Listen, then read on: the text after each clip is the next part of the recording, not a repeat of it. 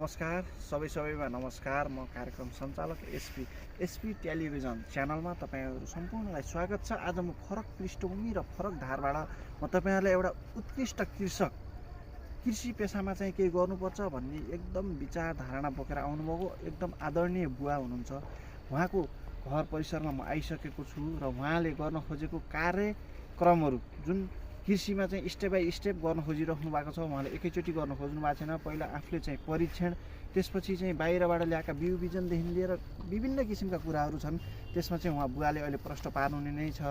उहाँले चाहिँ अब कुन तरिकाले गर्न खोजिराख्नु भएको छ, उहाँसँग चाहिँ हामीले तपाईँहरूलाई चाहिँ समक्ष जस हाम्रो यो कृषि कसरी गर्न सकिन्छ, त नेपालमा कृषि उत्पादन कसरी गर्न सकिन्छ भनेर उहाँ बुवाबाट चाहिँ तपाईँहरूले भरपुर रूपमा ज्ञान लिन सक्नुहुनेछ भन्ने दृढ सङ्कल्पका साथ म कार्यक्रम सञ्चालक आज वीरेन्द्रनगर नगरपालिका 11 धुल्याइबिटको माथिल्लो चोकमा आज मिति 10 गतेका दिन माघको 10 गते 2082 माघको 10 गतेको दिन म तपाईँहरूलाई चाहिँ तपाईँहरूको चाहिँ आफूले पनि कृषिमा चाहिँ केही कदम अगाडि बढाउन चाहिराख्नु भएको छ भने तपाईँहरूलाई केही हदसम्म टेवा पुर्याउनेछ, सहयोग गर्नेछ र कृषक बुवालाई पनि आत्मसम्मान मिल्नेछ र उहाँले फेरिका दिनहरूमा यस्तै किसिमका कार्यक्रमहरू, कामहरू, यस्तै किसिमका कृषि उत्पादनमुखी कामहरू गर्नलाई उहाँलाई पनि एकदम उत्प्रेरणा मिल्नेछ।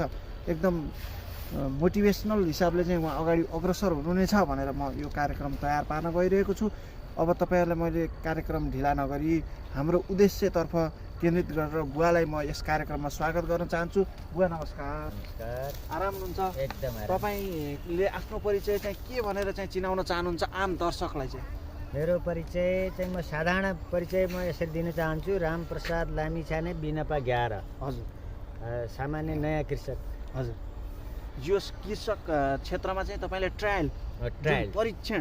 परीक्षा तपाईँले अब यो गर्दा उपयुक्त हुन्छ कि भन्ने किसिमले चाहिँ तपाईँ अग्रसर हुन खोज्नु भएको? बिउ पनि मैले यहाँ भेटाएको होइन, मैले दिल्लीदेखि ल्याएको हो। म इन्डिया घुम्ने क्रममा यो परीक्षण गरेपछि त्यहाँको सञ्चालक, त्यहाँको कृषिको एग्रोभेटसँग मैले परामर्श लिएर मेरो समुद्र सतह यति हाइटमा छ, यसमा चाहिँ यो उत्पादन दिन्छ कि दिन्न, यो कस्तो तपाईँले त्यो भन्नुभन्दा पहिला सर्वप्रथम हाम्रा आम दर्शकहरूले के को उत्पादन भनेर जिज्ञासा हुन्छ। तपाईँले त यो भनेर भन्नुभएको छैन।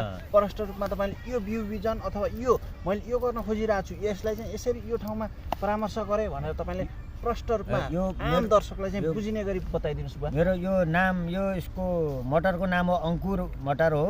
यसको चाहिँ जात हरियो हुन्छ, पाके पनि हरियो, काँचोमा पनि हरियो, सुके पनि हरियो। यो अचारमा परेको हुने हो, पनिरमा परेको हुने हो, यस्तो चिजको आइटम हो। यो चाहिँ मैले इन्डियामा खाएको हुँदा ठिक छ त यो पनि नेपालमा ल्याएर परीक्षण गरौँ, यसले केही नेपालमा हुने रहेछ भने योबाट केही नै आम्दानी हुन्छ कि भनेर मैले ल्याएको। अहिले मैले जो आफ्नो मेहनत अनुसार अहिलेसम्म मेरो बुट्टामा धेरै राम्रो भइरहेछ। तर मलाई समस्या के छ भने यता पानीको पनि बहुत प्रब्लम छ, समस्या छ। पानी पनि मलाई भने जति छैन। तर पनि मैले यसलाई कोमामा गएको बिरुवालाई हल्का आफूले नखाएर पनि त्यसलाई पानी हालेर बचाइराखेको छु। तर फुल खेल्न लागेको छ। तर बुटो हेर्दाखेरि चाहिँ धेरै राम्रो होला जस्तो छ। म यसमा धेरै सन्तुष्ट छु। हेर्नुहोस् दर्शकबिन, हाम्रो यस्तो वृद्ध बुवा जुन नेपाली माटोमा पनि गरेपछि नहुने के छ र भन्ने उद्देश्य बोकेर आफ्नै माटोमा चाहिँ केही गर्नुपर्छ भन्ने अभिप्रायका साथ हाम्रो नेपालभन्दा बाहिर भारतमा गएर जुन यही केराउ सम्बन्धी यही केराउ नै उत्पादन गरेर आउनुभएको रहेछ र उहाँलाई पनि मनमा लागेछ भारतीय भूमिमा म माटोमा मेरो पसिना बगाउन चाहन्न, मलाई नेपाली धरती नेपाली माटोमा चाहिँ मेरो पसिना बग्नुपर्छ भन्ने यस्तो वृद्ध बुवाको पनि सोच आयो भने चाहिँ आम दर्शकबिन हेर्नुहोस्, तपाईँ हामी भनेको त यङ छौँ, भर्खरको छौँ, जल्दो बल्दो छौँ।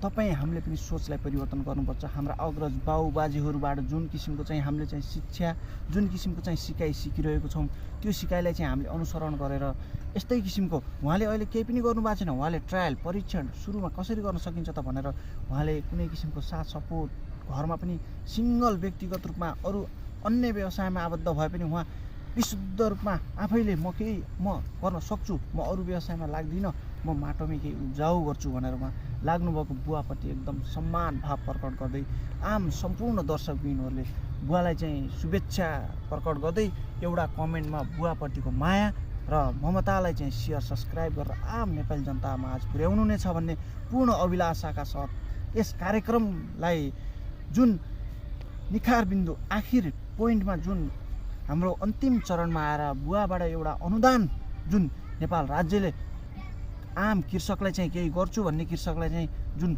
निमुखा छन्, जुन आर्थिक हिसाबले विपन्न छन्, केही गर्न चाहँदा पनि उनको इच्छा शक्ति हुँदै पनि आफ्नो सामर्थ्य राख्दै पनि आफूले नेपाली माटोमा उब्जाउ गर्नुपर्छ भन्ने चाहँदै पनि आर्थिक हिसाबले विपन्न रहेका व्यक्तिहरूका लागि लक्षित गरेर विभिन्न किसिमका प्रधानमन्त्रीका जुन परियोजनाका कार्यक्रमहरू छन्, कृषि कार्यक्रमदेखि लिएर औद्योगिक जुन बाख्रा योजनाका यो पशु सम्बन्धीका र विभिन्न पाटाहरूबाट जुन कृषकलाई प्रोत्साहन स्वरूप चाहिँ एउटा जुन सहयोग अनुदान भनेर दिने गरेको छ, त्यस्ता किसिमका चाहिँ उहाँलाई चाहिँ उपलब्ध गराइदिएको भएदेखि बुवाले कति सहजताका साथ काम गर्नुहुन्थ्यो होला भन्ने हामीले पूर्ण अभिलाषाका साथ बुवाको एउटा अनुदान सम्बन्धीकै बुवाले त्यहीलाई समेटेर त्यसैको सेरोफेरोमा रहेर एउटा अनुदानको चाहिँ लेख लेख्नुभएको छ। त्यो लेखलाई बुवाकै स्वरबाट मजाले हजुरहरूमा आज पस्कने अनुमति दिन चाहन्छु। धन्यवाद। अनुदान मेरो शीर्षक छ अनुदान खाने तरिका, सरकारको अनुगमन छैन।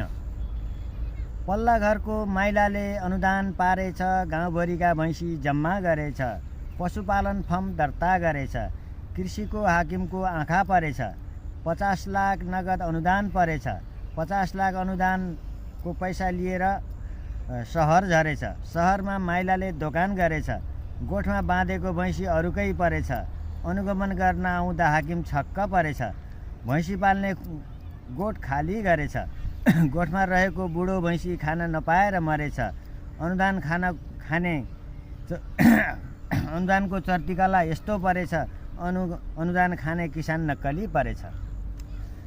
हेर्नुहोस् दर्शक, बुवाले यो जुन कविता भन्नुभएको छ, यो कविता त्यति सजिलै आएको होइन। बुवालाई जुन त्यो लेख, त्यो रचना त्यति सजिलै आएको होइन। बुवाले भोगेर, आफूलाई परेर, आफूमा निहारेर चाहिँ निकाल्नुभएको बुवाको यस कविता र गर्नुभएको बुवाले जुन परीक्षण छ, यो प्रति एकदम बुवालाई हृदयदेखि नमनका साथ बुवालाई अब यस कार्यक्रमको अन्तिम आधारमा आएर बुवाका 2-4वटा मन्तव्य मैले जुन बुवालाई सोध्न बिर्सेका र बुवालाई भन्न मन लागेको कुरोहरू चाहिँ बुवाले राख्नु नै छ। अब मलाई यो अनुदान सम्बन्धी प्रेरणा कहाँबाट जागो भनेपछि म यसै गाउँ खोलाटोलामा जाँदाखेरि एकचोटि बोयर बाख्राको बिगबिगी थियो, यहाँ बहुत चर्चितमा थियो। त्यसै कारणले सारा कोही ठुला कर्मचारी किसान सबै मिलेर ठुला 15-20 लाख खर्च गरेर खोर बनाए, त्यहाँ बोयर बाख्रा ल्याए, कहिले कमाए कहिले गुमाए, त्यहाँ डाङ्ग अनुदान खाए। अनुदान खाएपछि त्यो खोरहरू रित्ता बनाए। अहिले मेरै सुर्खेतको यही नगरपालिकाको सेरोफेरोमा 40-50 खोरहरू रित्ता छन्। किन रित्ता भए भन्दाखेरि सरकारको कमजोरी हो। त्यहाँ अनुदान दिएपछि त्यो पैसा कहाँ गयो, के गरेको छ त्यसले खोजी नीति गरेन। उनीहरूले त पैसा दियो, खाए उडाए अथवा घडेरी किने होला, केही गरे होला। अहिले खोर तपाईँहरू आएर हेर्न सक्नुहुन्छ, प्रत्येक खोर रित्ता छन्, पक्की खोर छन्। त्यहाँ अरूले पनि पाल्न पाउँदैन, किन उसले अनुदान खाएको अर्को फेरि पर्छ कि भन्ने डरले पनि अरूले पनि पाल्न सक्दैन। कारण यो अनुदान दिने, अनुगमन नगर्ने यो सरकारको लापरवाही हो, अथवा सरकारले आफ्नो पार्टीका कार्यकर्तालाई पालन पोषण गरेको त्यही सरकारले जानोस्, त्यो हामीमा त्यो छैन। हामी चाहिँ हाम्रो जग्गा चाहिँ रोड साइडमा पनि छैन, ब्याक साइडमा छ। कुनै ब्याङ्कमा मैले कहीँचोटि हार गुहार गरेँ, तेरो जग्गा बाटोमा छैन, पैसा ऋण मिल्दैन, ब्याङ्कले लगानी गर्दैन। बाटोमा भएपछि त उसलाई लिलाम गर्न सजिलो हुन्छ, त्यही कारणले होला सोचेँ। अनि मैले आफ्नै मेहनतले दिल्लीदेखि ल्याएर मैले यो बिउलाई परीक्षण गरिरहेको छु। यदि योले आम्दानी दियो भनेपछिलाई कुनै दिन हजुरहरूलाई पनि म यहाँ मेरोमा हेर्न आउन सक्नुहुन्छ। बिनापा 11 हो, शिवशक्ति टोलमा हो, त्यहाँ रामप्रसाद लामी छाने बिनापा 11 भनेपछि सबैले। मेरो मोबाइल नम्बर 98 68 46 22 04 हो। धन्यवाद। धेरै धेरै